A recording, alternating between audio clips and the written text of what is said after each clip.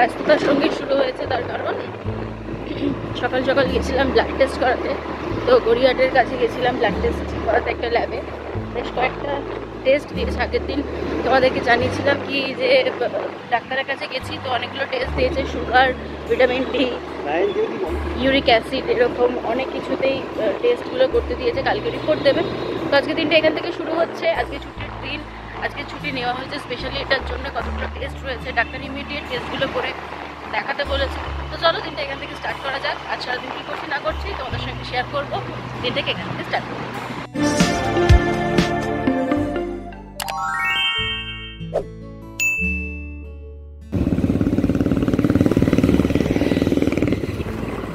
আমি, বাপি আর মা তিনজন মিলে এসেছি। তোমরা হয়তো ভাবতে পারো যে একটা ব্লাড টেস্টের জন্য এতজন মিলে কেন, তার কারণ আমি না যখন ব্লাড নেয় তখন আমি অজ্ঞান হয়ে পড়ে যাই। তো এই জন্য আমি মাকে সঙ্গে করে নিয়ে যাই যখন ব্লাড টেস্ট করতে যাই। আর বাপি ছিল, তাই বাপি বললো তাহলে তোদেরকে এগিয়েই দিই। সেই জন্য আমরা তিনজন মিলে এসেছি। আর ফার্স্টে যা যা ঘটেছে তাই থেকে এখন আমি শুতে গেছি। মানে যখনই ব্লাড নিতে যাই তখনই অজ্ঞান হয়ে পড়ে যাই। জানি না কেন কি হয়েছে, এত বছর ধরে ব্লাড টেস্ট করাচ্ছি, এরকমটা হয়নি। লাস্ট গত 2 বছর ধরে এরকমটা হচ্ছে। তো সেই জন্য আমি একটুখানি সাবধানে থাকি, সতর্ক থাকি ব্লাড টেস্ট হওয়ার টাইমে। তো আজকে ওই জন্য মা গেছিলো। আর আজকে শরীরটা খারাপ হয়নি, লোকটা খুবই ভালো যিনি নিয়েছেন। আর এখন তো দেখতেই পাচ্ছ যে হাতে এই মুহূর্তে টেপ লাগিয়ে দেওয়া হয়েছে। এখন বাড়ির পথে যাচ্ছি। সকাল সকাল খালি পেটেই ব্লাড টেস্ট করতে হয়েছে। পায়ে ব্যথা হচ্ছিল, তো সেই পায়ের ব্যথা থেকে অনেকগুলো টেস্ট দিয়েছে ডাক্তার। আর আপাতত নুন চিনির জল খেয়েছি যাতে না মাথাটা ঘুরে যায়, কারণ স্কুটি করে যাচ্ছি। তো সেই কারণে তো মোটামুটি মা যাচ্ছে এখন অটোয় করে। আমরা নামবো খানিকটা বাড়ির কাছে গিয়ে, তারপর বাড়ির দিকে যাব। তো আমি আর বাপি তাকাও আমি আর বাপি এখন যাচ্ছি বাড়ির দিকে।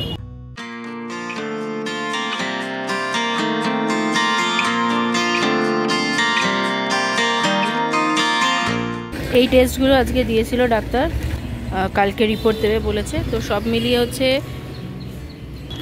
অনেকগুলো টেস্ট এর আগেও করিয়েছিলাম, ডক্টর তন্ময় বলেছিলেন করাতে। তো সেই রিপোর্টগুলো ঠিকঠাকই এসছে। এক্সরে করিয়েছিলাম, ইউএসজি করিয়েছি গত সপ্তাহে। আর তারপর আজকের এই টেস্টগুলো করালাম। দেখো পায়ে ব্যথার জন্য কত ধরনের টেস্ট আজকে হলো আমার। কটা হয়েছে একবার দেখাই তারও তোমাদের। 1, 2, 3, 4, 5, 6টা টেস্ট হলো আজকে। পায়ে ব্যথা থেকে কতগুলো টেস্ট দেখো, কতগুলো। ভিটামিন ডি এর টেস্টে সব থেকে বেশি চার্জেস নিয়েছে। সুগার টেস্টও দিয়েছে, জানি না কেন, আমি তো একটু মিষ্টি খাই না। যাকে ইউরিক অ্যাসিড টেস্ট দিয়েছে। এই ইউরিক অ্যাসিডটাই বলছিল ডাক্তার সম্ভবত হতে পারে, বাট আমি এখনও জানি না। টেস্টের রিপোর্টটা কালকে বিকেলবেলা পাবো। বিকেলবেলা না, সকাল 9টা থেকে 4:30-র মধ্যে আসতে বলেছে রয়্যাল ত্রিবেদীতে। তো সেখান থেকে কালেক্ট করতে হবে, তারপর আবারও ডক্টরের কাছে নিয়ে যেতে হবে। যে কি হয়েছে সেটাতে বোঝা যাবে ক্লিয়ারলি। এক্সরে করেছিলাম নিজেই, তো এক্সরে রিপোর্টটা ক্লিয়ার হয়েছে, নো ক্র্যাক এসছে। আর ডাক্তার বললো যে এক্সরে রিপোর্টে কিছু বোঝা যায়নি, তো সেই কারণে এই টেস্টগুলো দিয়েছে। এখন দেখার কালকে যে রিপোর্টটা আসে তাতে কি আসে। এখন আর ওয়েট করছি মায়ের জন্য।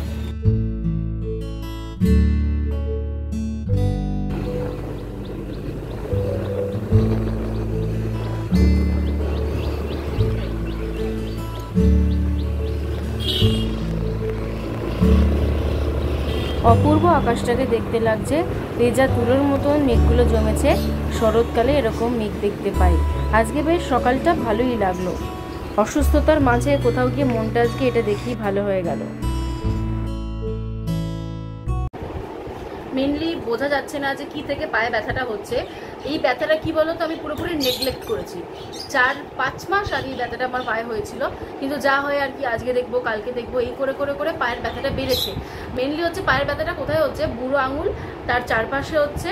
রাত্রিবেলা ঘুমোতে গেলে বেশি হচ্ছে, আর সকালবেলা ঘুম থেকে উঠলে বেশি হচ্ছে। এবং যখনই পা ফেলছি আমার যেন মনে হচ্ছে যেন চাং চাং করেও কারেন্ট মারছে।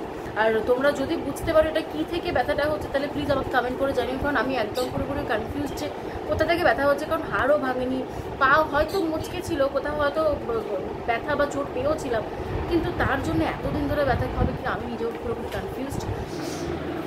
এই যে দিকে এখন কি বৃষ্টিটাই না হলো, চতুর্দিক একদম এখনো পর্যন্ত কালো হয়ে রয়েছে আকাশটা, দেখতেই পাচ্ছ। বাড়ি ফেরার পর থেকে প্রচণ্ড বৃষ্টি হচ্ছে, তাই ভাবছিলাম যে ভাগ্যে সেই টাইমে বাড়ি ফিরে এসেছি, নয়তো এমনি গলাটা বসা রয়েছে। এই বৃষ্টির জল মাথায় লাগলে আরও জ্বর আসতো। তো আর এখন হচ্ছে তোমার খাওয়া দাওয়া করবো, মাকে ডাকলাম, মা আর আমি এখন খেতে। দুপুরবেলা ওদেরকে ভাত খেতে দিয়েছিলাম, মুড়ি খেতে দিয়েছিলাম। 4টের সময় উঠেও ওকে আমি দেখেছি ও মুড়ি খাচ্ছে, ভাত খাচ্ছে। এখন 5:30টার সময় উঠে দেখলাম যে ও আর নেই। মুখে একটু আমি জল দিলাম, কিন্তু ও আর নেই।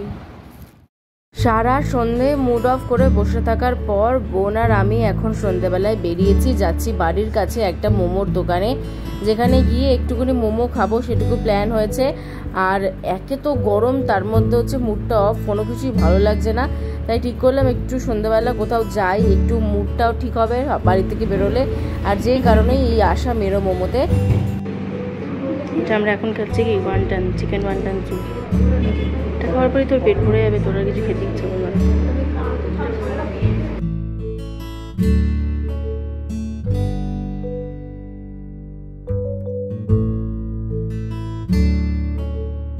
তো আজকে চিকেন ওয়ান্টান দিয়ে খাওয়াটা শুরু করলাম।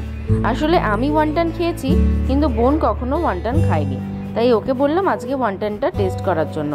যদিও ওর এক্সপ্রেশন দেখেই বোঝা যাচ্ছে যে ও ওয়ান্টানটা কিভাবে খাচ্ছে। যাকে তারপর ওর পছন্দের এই ফ্রায়েড আইটেমটা আমরা নিলাম, মানে এটাকে একটু আমরা বলেছিলাম গ্রেভির মতন করে দিতে। তো তারপর খাওয়া শুরু করলাম। সত্যি এই টেস্টটা অপূর্ব ছিল, মানে একটা একদম স্টিম আর একটা একটু ফ্রাইড আর একদম টক ঝাল মতন টেস্ট। পরিষ্কার পরিচ্ছন্নভাবে রান্না করা হয় বলেই আমার এদের এত খাবার খেতে ভালো লাগে। আর এই দোকানটা যেন তো নতুন হয়েছে, বাড়ির খুব কাছে।